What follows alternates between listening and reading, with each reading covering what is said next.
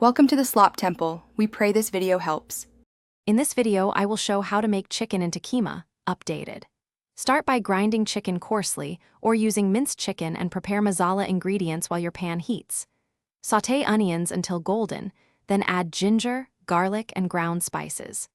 Cook the minced chicken until it loses its raw color, and finish with tomatoes, peas, or potatoes for texture and balance for a comforting, spiced keema ready to serve.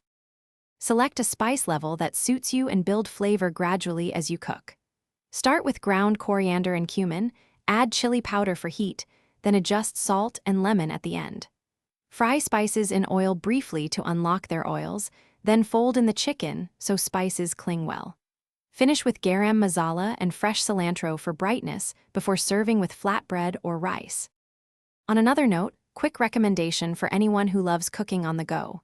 The new Kindle Paperwhite makes recipe reading comfy, glare-free, and waterproof for messy kitchens. It fits in a pocket, so you can follow step by step without worrying about splashes or ruined pages. If you want one, check the description for the link and other deals. And if you're finding this helpful, please subscribe and like. Now let's get back to the video. Think about texture from the start and plan your additions.